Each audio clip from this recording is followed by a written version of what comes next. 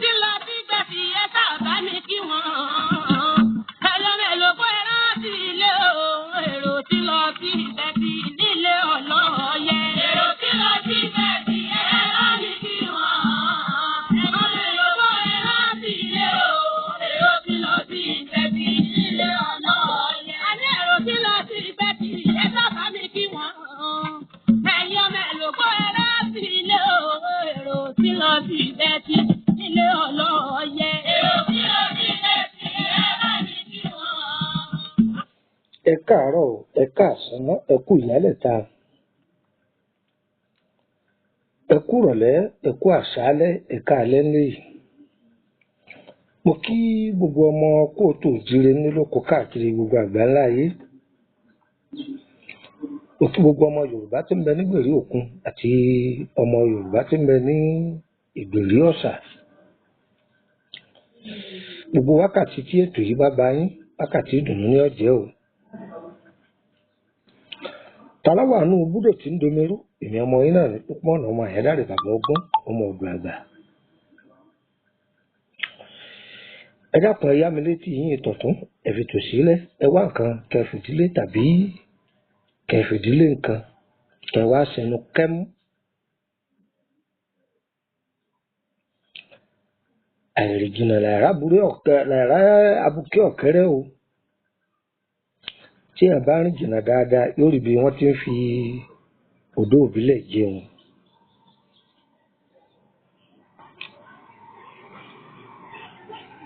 Èso yìí èso ohun tó wọ́n lọ́dọ̀ Yorùbá, lọ́dọ̀ Ìgbò, lọ́dọ̀ Haúsá káàkiri ayé. Èso yìí jẹ́ èso tó gbajúmọ̀ gan-an ni.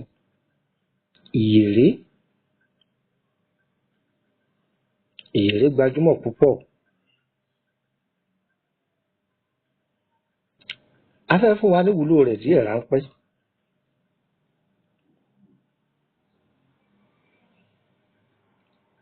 Kẹ súnmọ́ bí, kẹ jẹ́ ká jọ kọ́ ẹ̀kọ́ tó wà nú ẹ̀.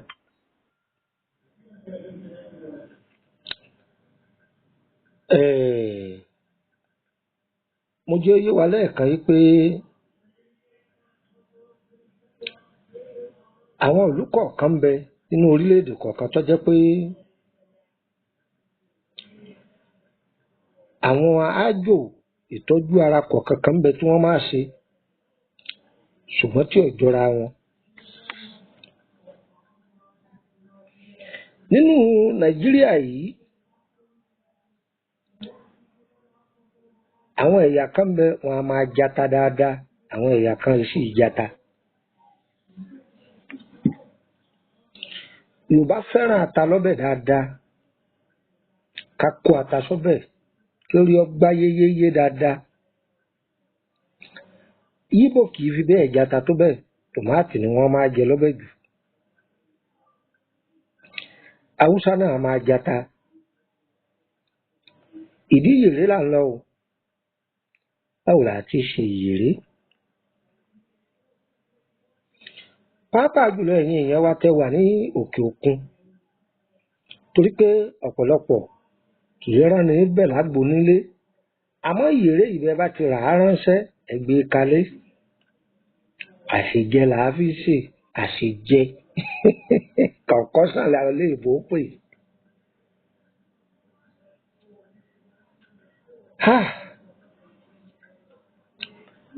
Ẹ tọ́jú ìyèré yìí ọ̀pọ̀. Ẹ tọ́jú kànáfùrù, òun náà pọ̀. Atare, òun náà pọ̀. Ẹ ṣe é ní déédéé bákan náà. Ok, ẹ fẹ́ mọ déédéé tí mo fẹ́ wí. Ká sọ pé agolo mílíìkì kọ̀ọ̀kan. Lẹ́ẹ̀pìkì là á pè bẹ́ẹ̀ o, ẹ̀yin ará Kútọ́nù ṣe ti gbọ́. Ó sì wù yín ẹ lè ṣe lágolo bọ́ǹfìtà kọ̀ọ̀kan. Bọ́lọ́hùn ṣe kẹ́ kálukú, òun ni kò ṣe ṣe. Èèyàn bá fi dúrọ́ọ̀mù àgbá kọ̀ọ̀kan kó fi ṣe, kó ṣáà ti jẹ́ òṣùwọ̀n kọ̀ọ̀kan.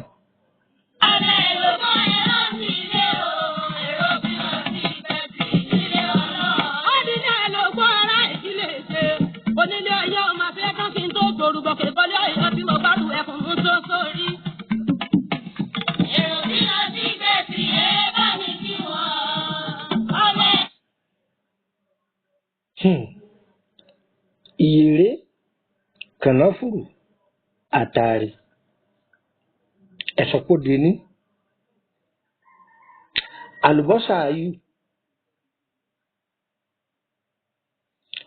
ayù yìí ẹ wá yọ sàn díẹ̀ ẹ lọ yóò kúnná lọ́múlọ́mú.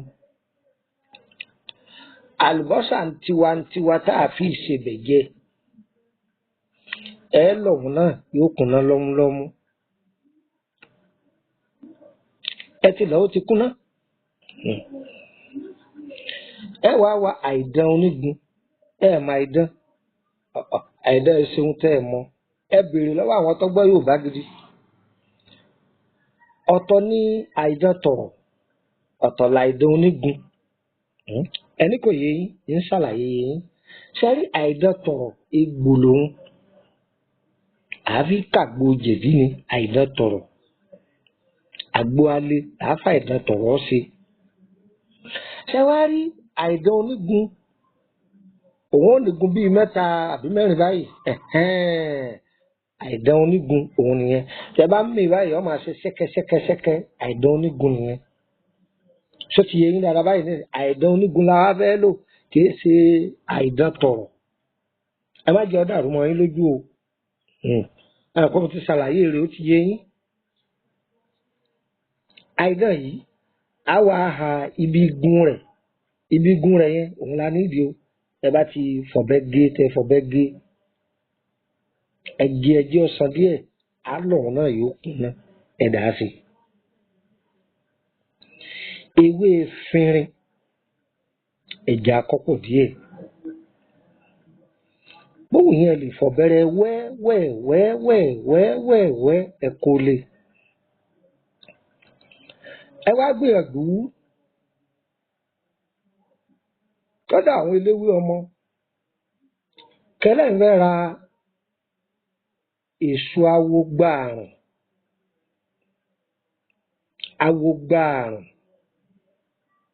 ok ọ̀hún lẹ́yìn ọmọ láwùgbààrùn àwòròso.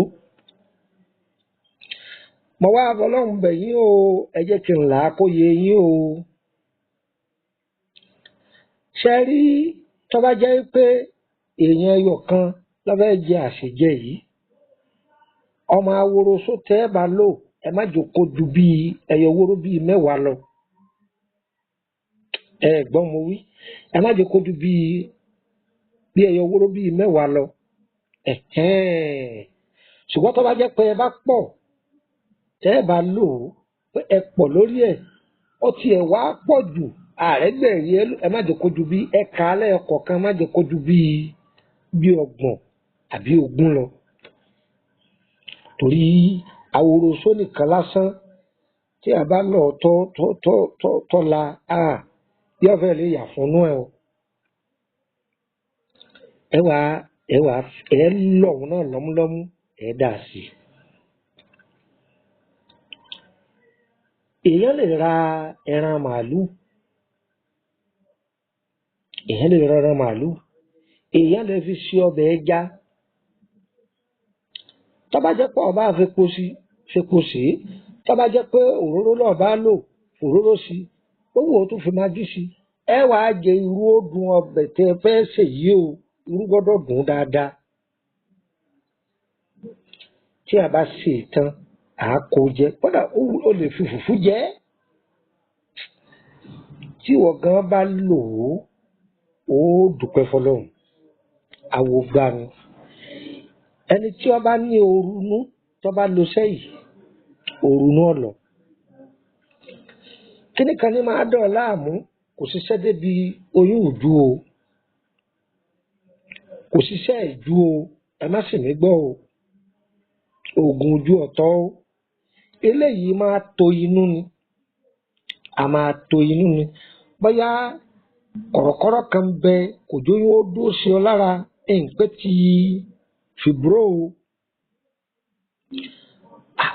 oyún èdúró sí ọ lára ni wọ́n bá ti lájọṣepọ̀ pẹ̀lú rẹ ẹsẹ̀kẹsẹ̀ nǹkan omi ara ọkùnrin yóò wálẹ̀ lára rẹ àbí nǹkan oṣù rẹ máa dúdú àbí a máa yọ ni ṣe kíní tí mo fún ọ yìí máa jẹ tó bá ti rí pé o ti jẹ wọ́n gan ó rí ìdọ̀tí tí ó máa jáde lára rẹ̀. Ẹ ń bẹ̀rẹ̀ lọ́wọ́ mi pé ta ló tún lè lò ó? Ẹni tó bá nítọ̀ ṣúgà lè lò ó. Ẹ gbọ́, ẹni tó bá sì jẹ́ pé ó fẹ́ máa dí ọ̀rá rẹ̀ kùn ó lè lò ó. Òun tó máa rárá fílẹ̀. Ọkùnrin bọ̀dá àṣẹ kan sùn lọ torí ẹlòmíín bẹ àti làgbo tó korò ó ní lára dán o. Ẹ má fún ọmọ kékeré lò, ẹni tó ti bàlágà ní lò ó, ọlágbára ni. Ó ṣe kí ni mo pè é? Ẹjẹ́ á máa bá a bọ̀. Tó bá di bí ibòmíì á tún sọ àbí ń fílẹ̀ ni. Àwọn èèyàn torí dátà á máa fílẹ̀ ìjọ mi yóò jẹ́ part 2. Orúkọ mi ni Lukman ọmọ Ayédáre, bàbá ọgbọ́n, ọmọ ọ̀dọ̀ àgbà. Ànàmú ń tọ́gá ó, gbogbo ibi tá a bá nawọ́ sí a máa gbá rẹ̀ mú. Tiwa ò ní ṣòro ṣe. Gbogbo ẹ̀yin tẹ́ wà lájò, àǹfààní ńlá leléyìí. Ọ̀nà yín lówó, èló lẹ fẹ́ ná lórí ẹ̀, ilẹ̀ fẹ́ rà. Ìhun tákà lè ná yín lọ́wọ́ àjà ìdán lọ. Efinrin ẹ̀rí, irú àwòrò sóyìí ẹ lè rà á pamọ́ sọ́dọ̀ tí wọ́n bá yín rà, ẹ sì rárá máa já sí. Àbí òye yín, ẹ rárá máa ṣe kíni? Ẹ rárá máa já sí. Kò sì jẹ́nu. Orúkọ mi ni Lukman ọmọ Ayédáre lẹ́ẹ̀kan sí bàbá ọgbọ́n ọmọ ọ̀dọ̀ àgbà. Ẹ máa dánlódù ọ̀pọ̀lọpọ̀ prógráàmù wa, kẹ máa ṣíà rẹ̀ kó kárí gbogbo àwọn èèyàn. Gbogbo bí tẹ́ ẹ ti rí fídíò mi, fídíò yẹn ti pẹ́ o, kì í sọ̀rọ̀ ọdún 5 o. Ẹ máa rí omi 2017, 2015 jù bẹ́ẹ̀ lọ. Gbogbo bí tá à ń dákọ wọ́tọ̀ bá fẹ́ béèrè kan 2000 nígbà yẹn nìyẹn o, kì í ṣèṣì yí mọ́ o. Ẹ bá ti bẹ̀ wá níṣẹ́ pé ẹ dákun ẹ bá mi sẹ́ǹdì ẹ̀ tó bá pé DHL bá ní wọ́n lọ́sàn-án ó ti DHL yóò fi gbé o. Àǹfààní wà láti join WhatsApp group. WhatsApp group wa 22 ni. Olómi tútù ọba ìràwọ̀ 11, Life Spiritual Solution 10. Àwọn eléyìí mẹ́mbà lásán lẹ́ jẹ́. Ẹ gbọ́dọ̀ post nǹkan síbẹ̀. Ààyè wà fún yín tẹ́ bá fẹ́ ṣe birthday pé kẹ́ sẹ́ndì fọ́tò ẹyọ kan káyọ̀ fi ṣàdúrà fún yín. Ẹ gbọ́dọ̀ sẹ́ndì sticker. Ẹ gbọ́dọ̀ sẹ́ndì link kan síbẹ̀. Ẹ sì gbọ́dọ̀ sẹ́ndì fídíò kan síbẹ̀. Tẹ́ bá ti ń sẹ́ndì àtẹ̀yìn àti ohun tẹ́ sẹ́ndì ìtàlẹ́ ìbára yín ìyẹn dúró bẹ́ẹ̀. Ṣùgbọ́n home spiritual solution tó jẹ́ private, ẹ máa béèrè àlá yín níbẹ̀. A sì máa sọ̀túnmọ́ rẹ̀ fún yín pẹ̀lú àwọn ohun tẹ́ ṣe sí lọ́fẹ̀ẹ́. Tàbí àwọn ètò kan láti fílẹ̀ ní àgbọ́yé rè òye yín ni. Tẹ́ bá béèrè ń bẹ́ a sọ yékéyéké fún yín. A tún dá yín lẹ́kọ̀ọ́ síwájú sí i. Tàbí àwọn nǹkan míì lẹ́ béèrè a tún ṣàlàyé ẹ̀ fún yín lọ́fẹ̀ẹ́ láì gbà kọ́bọ̀. Ṣùgbọ́n tẹ́ bá béèrè lórí ìrìn àjò yín ẹ sanwó o. Ẹ bá béèrè lórí ìrìn àjò yín ẹ sanwó ìyẹn ọ̀pápọ̀ o. Yọ yẹ wá o, kò ní yẹ ẹ lẹ́. Nọ́mbà wo lẹ lè fi darapọ̀ mọ́ wa lórí WhatsApp group? Nọ́mbà ẹyọ kan MTN òun bẹ̀ ni ẹ ti bá mi sọ̀rọ̀. Ṣé láwọn nọ́mbà yòókù tí mo filẹ̀ tẹ́ máa bá pàdé ní ilé gbé nọ́mbà mẹ́ta pọ̀ lẹ́ẹ̀kan náà, ṣùgbọ́n èyí tí ń filẹ̀ yìí òun ni direct hotline mi +234 80 32 98 32 98. Tẹ́ bá pè mí direct tí ò lọ bóyá mi ò sí lórílẹ̀‐èdè Nàìjíríà, ṣùgbọ́n tí bá ń kọ bísí mo wà Nàìjíríà èrò pọ̀ lórí ẹ̀ ni. Ṣùgbọ́n tí ọba lọ rárá kẹ́tì mọ̀ pé mi ò sí lórílẹ̀‐èdè Nàìjíríà, mo ti wà ní kọ́ńtírì mi. Ẹ jẹ́ ń fún yín ní nọ́mbà àkútọ̀nù. Ọ̀yá +229 54 65 1928 +229 54 65 1928.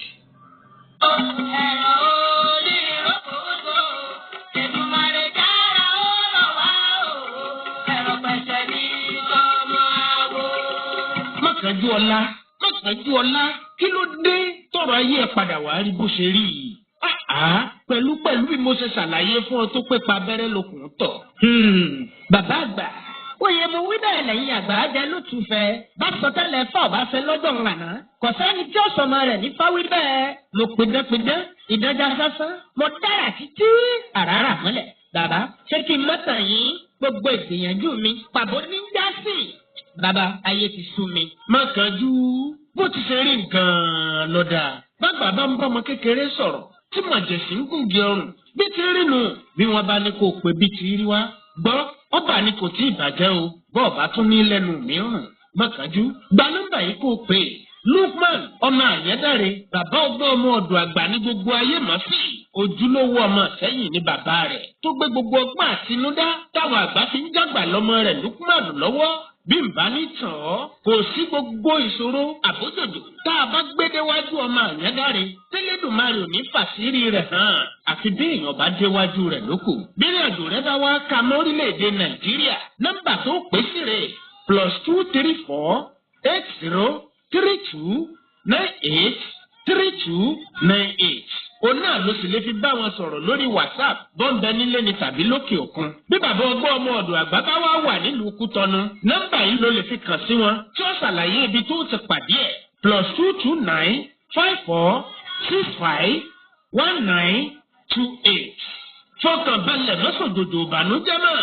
Bọ́ ọba lè débẹ̀, ọ̀rọ̀ rẹ̀ á gbọ́ kì í sọ̀rọ̀ àwàdà. Pákó pé oníṣègùn ìbílẹ̀ akọ ìbò ti gbóyin ajá kàkà ni. Kò sí rúrúfẹ́ àìsàn tàbí ṣòro tó dojúkọ. Tó ọba ti dọ̀dọ̀ bàbá ọgbọ́n, gbogbo rẹ̀ pátápátá lọ́lọ́run wà bá gbé fúyẹ̀. Nítorí pé Ọlọ́run gbọ́wọ́ rẹ̀ ṣèyanu. Agbára Ọlọ́run ni kì í ṣèmọ̀ èèyàn. Èdùmàrè